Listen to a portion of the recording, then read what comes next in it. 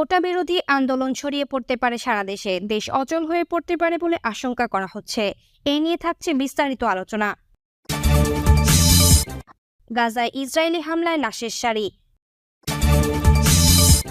Myanmar সীমান্তে বিমান হামলা, যা ছড়িয়ে পড়তে পারে বাংলাদেশে। ন্যায় বিচার না পেলে অনশনের হুমকি ইমরান খানের। ইসরায়েলের ২০০ রকেট ও ক্ষেপণাস্ত্র হামলা হিজবুল্লাহর, বড় সংঘাতের আশঙ্কা। এতক্ষণ শুনছিলেন শিরোনাম, এবারে বিস্তারিত। আসসালামু আলাইকুম, বিসমিল্লাহির রহমানির রহিম। কোটা বিরোধী আন্দোলন ছড়িয়ে পড়তে পারে সারা দেশে। প্রতিবেদনে বলা হয়েছে, সরকারি চাকরিতে কোটা বাতিলের দাবিতে শিক্ষার্থীদের আন্দোলন সারা দেশে ছড়িয়ে পড়তে পারে। পুলিশ সদর দফতরের পক্ষ থেকে এই আন্দোলন ঘিরে অনাকাঙ্ক্ষিত পরিস্থিতি এড়াতে সতর্কতা অবলম্বনের পরামর্শ দেওয়া হয়েছে। গত ঈদের আগেই কোটা বিষয়ে করণীয় ঠিক করতে হবে বেশ কিছু সুপারিশ ও পর্যবেক্ষণ স্বরাষ্ট্র মন্ত্রণালয়ে জমা দিয়েছে পুলিশ সদর দপ্তর। সেই সময় ঈদের ছুটির পর বিশ্ববিদ্যালয় ও শিক্ষা প্রতিষ্ঠান খোলার পর আন্দোলন কর্মসূচি জোরদার হওয়া সম্ভাব্যতার বিষয় তুলে ধরা হয়েছে এই প্রতিবেদনে। এতে বলা হয়েছে, ২০১৮ সালে কোটা সংস্কার আন্দোলনের সময় সরকারি দলের কোনো না কোনো নেতার মন্তব্যে সাধারণ শিক্ষার্থীদের মাঝে ক্ষোভের সৃষ্টি হয়েছিল। শিক্ষার্থীদের যে কোনো ধরনের আন্দোলন একটি স্পর্শকাতর বিষয় হওয়ায় সরকারের দায়িত্বশীল ব্যক্তিবর্গের মন্তব্য প্রদানের ক্ষেত্রে অধিকতর সতর্কতা অবলম্বন করা প্রয়োজন। এছাড়া দাবি বাস্তবায়ন না হওয়া পর্যন্ত সারা দেশে হরতালের মতো কর্মসূচি দেওয়ার ঘোষণাও দেওয়া হয়েছে। মিয়ানমার সীমান্তে বিমান হামলা, এপারে আতঙ্ক, যা ছড়িয়ে পড়তে পারে বাংলাদেশে। আরাকান আর্মি ও সশস্ত্র বাহিনীর মধ্যে যুদ্ধের তীব্রতা বাড়ছে। সে দেশের মকডুর পাশাপাশি বোথেডং ও এর যুদ্ধ চলমান রয়েছে। এই দুই রাজ্যের নিয়ন্ত্রণ হারাচ্ছে জান্তা সরকার, যার কারণে দুপক্ষের মধ্যে মর্টাল শেল ও ভারী গোলার বিকট শব্দে কাঁপছে কক্সবাজারের টেকনাফ সীমান্ত। অনেক সময় মিয়ানমারের আকাশপথে হেলিকপ্টার নিয়ে হামলার দৃশ্য চোখে পড়ছে, ফলে এপারের বাসিন্দারা আতঙ্কে রয়েছেন। সীমান্তের বাসিন্দারা জলিল মিয়া বলেন, সীমান্তের ওপার থেকে ফের গোলার শব্দ শোনা গেছে। এভাবে আর কতদিন চলবে এই যুদ্ধ খেলা? আমরা সীমান্তের লোকজন অনেক ভয়ে আছি। সীমান্তের গোলার বিকট শব্দ থামেনি উল্লেখ করে টেকনাফের শাহপরী দ্বীপের ইউপি সদস্য আব্দুস সালাম বলেন, আজও সকাল থেকে গোলার শব্দ পাওয়া গেছে। বিকেল পর্যন্ত সীমান্তের মানুষ গোলার বিকট শব্দ শুনতে পেয়েছেন। এদিকে মিয়ানমারের বিচ্ছিন্নতাবাদী সংগঠন আরাকান আর্মির সঙ্গে দেশটির সেনাবাহিনীর তুমুল সংঘর্ষ চলছে। টেকনাফ উপজেলার হুয়াইকং থেকে শাহপরী দ্বীপ পর্যন্ত ৫৪ কিলোমিটার নাফ নদে বর্ডার গার্ড, বাংলাদেশ বিজিবি ও বাংলাদেশ কোস্টগার্ডের সদস্যরা দিনরাত নাফ নদ ও সীমান্ত সড়কে টহল বৃদ্ধি করেছে। সেটি চলমান এবং যে কোনো পরিস্থিতি মোকাবেলা করতে সবসময় প্রস্তুত সীমান্তরক্ষী বিজিবি ও কোস্টগার্ড। সীমান্তে বিজিবি সতর্ক অবস্থানে রয়েছে বলে জানিয়েছেন টেকনাফ ব্যাটালিয়ন বিজিবির ২ অধিনায়ক লেফটেন্যান্ট কর্নেল মোহাম্মদ মুহিউদ্দিন আহমেদ। তিনি বলেন, নতুন করে সীমান্ত দিয়ে যাতে কোনো অনুপ্রবেশের ঘটনা না ঘটে সেজন্য আমাদের টহল জোরদার আছে। এ বিষয়ে টেকনাফ উপজেলা নির্বাহী কর্মকর্তা ইউএনও মোহাম্মদ আদনান চৌধুরী বলেন, সীমান্তের বাসিন্দারা আজকেও ওপার থেকে গোলার বিকট শব্দ পাওয়ার কথা স্বীকার করেছেন।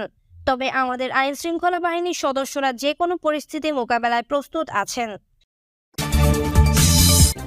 ন্যায় বিচার না পেলে অনশনের হুমকি ইমরান খানের। ন্যায় বিচার না পেলে কারাগারে অনশনের হুমকি দিয়েছেন পাকিস্তানের সাবেক প্রধানমন্ত্রী ইমরান খান। শুক্রবার ৫ জুলাই একটি দুর্নীতি মামলা শুনানিতে অংশ নেওয়ার পর সাংবাদিকদের এ কথা বলেন তিনি। পাকিস্তান ভিত্তিক সংবাদ মাধ্যম ডনের প্রতিবেদনে বলা হয়েছে, ইমরান খান বলেছেন, দেশের আইনে সব নাগরিকের সমান অধিকার রয়েছে। তার বিরুদ্ধে করা মামলাগুলো নিয়ে তাকে পছন্দ অপছন্দের ভিত্তিতে সিদ্ধান্ত নেওয়া যাবে না।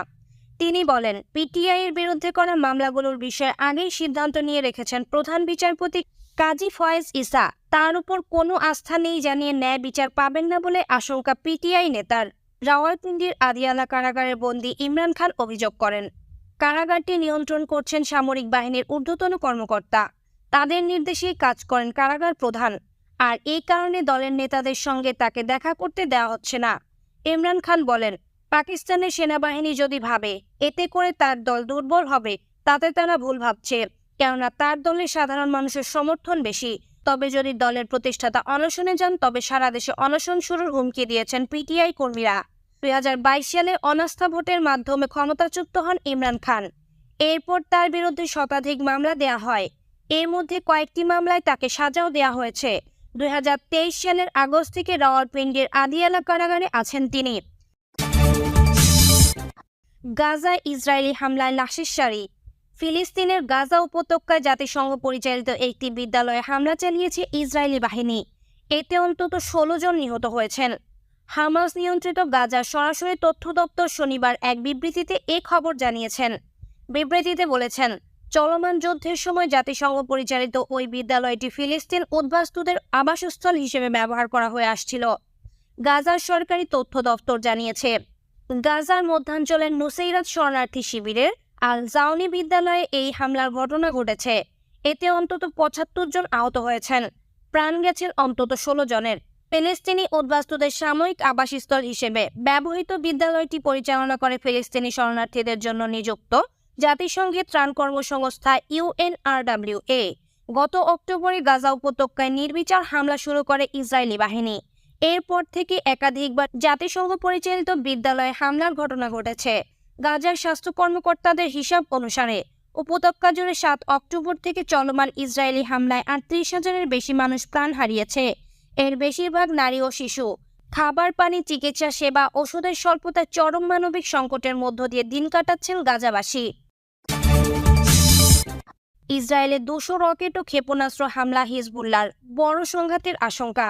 লেবাননের সশস্ত্র গোষ্ঠী হেজবুল্লাহ ইসরায়েলের সামরিক অবস্থানগুলো লক্ষ্য করে 200টিরও বেশি রকেট হামলা চালিয়েছে। হিজবুল্লাহর একটি সূত্র আল জাজিরাকে এ তথ্য জানিয়েছে। হিজবুল্লাহর পক্ষ থেকে বলা হয়, গতকাল বুধবার হিজবুল্লাহর জ্যেষ্ঠ কমান্ডার মুহাম্মদ নিম্মাহ নাসেরকে হত্যার জবাবে তারা এই ব্যাপক রকেট হামলা চালিয়েছেন। হিজবুল্লাহর এ হামলার পর লেবানন সীমান্তে উত্তেজনা বেড়েছে। লেবাননের হিজবুল্লাহ ও ইসরায়েলের মধ্যে বড় ধরনের সংঘাতের আশঙ্কা করা হচ্ছে। হিজবুল্লাহ কমান্ডার নাসের হাজ আবু নিম্মা নামেও পরিচিত ছিলেন। গত 9 মাসে লেবানন ও ইসরায়েল সীমান্ত লড়াইয়ে হিজবুল্লাহর নিহত হওয়া তৃতীয় সর্বোচ্চ নেতা হলেন তিনি। হিজবুল্লাহ ও ইসরায়েলের মধ্যে উত্তেজনা বৃদ্ধি ও কথার লড়াইয়ের মধ্যেই এই হামলার ঘটনা ঘটেছে।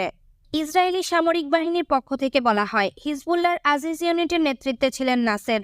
ইউনিট দক্ষিণ পশ্চিম লেবানন থেকে রকেট হামলা চালানোর জন্য দায়ী। নাসের অসংখ্যবার জঙ্গি হামলা চালিয়েছেন বলেও দাবি করেছে ইসরায়েল। হিজবুল্লাহর এ হামলার কথা স্বীকার করেছে ইসরায়েলি সেনাবাহিনী আইডিএফ বলেছে, গোলান মরুভূমি এলাকায় 200টির মতো রকেট ও ক্ষেপণাস্ত্র হামলা হয়েছে। এগুলোর মধ্যে কিছু ধ্বংস করা হয়েছে। গাজা যুদ্ধ শুরু হওয়ার পর থেকে এটাই হিজবুল্লাহর সবচেয়ে বড় ধরনের রকেট হামলার ঘটনা। এই হামলায় কোনো হতাহত হয়নি। লোকজনকে নিরাপদে সরানো হয়েছে। এর পাল্টা জবাব হিসেবে লেবাননে হামলা করা হয়েছে। গাজায় ইসরায়েলি হামলার মধ্যে লেবানন সীমান্তে উত্তেজনা বৃদ্ধিতে মধ্যপ্রাচ্য জুড়ে সংঘাত ছড়িয়ে পড়ার আশঙ্কা দেখা দিয়েছে। উত্তেজনা নিরসনে ও মধ্যপ্রাচ্যে সংঘাত ছড়ানো ঠেকাতে যুক্তরাষ্ট্র, ইউরোপ ও আরবের মধ্যস্থতাকারী দেশগুলো চেষ্টা চালিয়ে যাচ্ছেন। সর্বাত্মক যুদ্ধ বেঁধে গেলে দেশটির সম্ভাব্য ফলাফল অত্যন্ত ভয়াবহ হবে বলে সতর্ক করেছে যুক্তরাষ্ট্র ও জাতিসংঘ। যুদ্ধে ইরান ও অন্যান্য গোষ্ঠী জড়িয়ে পড়তে পারে। গত বছরের 7 অক্টোবর ইসরায়েল ও ফিলিস্তিনের স্বাধীনতাকামী সংগঠন হামাসের মধ্যে যুদ্ধ শুরু হয়। এরপর থেকে প্রায় প্রতিদিন ইসরায়েল লেবানন সীমান্তে পাল্টাপাল্টি গোলা নিক্ষেপের ঘটনা ঘটছে। চলমান সংঘাতে এই পর্যন্ত লেবাননের 400 জনের বেশি নিহত হয়েছেন। তাদের বেশিরভাগই হিজবুল্লাহ যোদ্ধা। এছাড়া নিহত হয়েছেন 25 ইসরায়েলি। তাদের প্রায় সবাই সেনা সদস্য।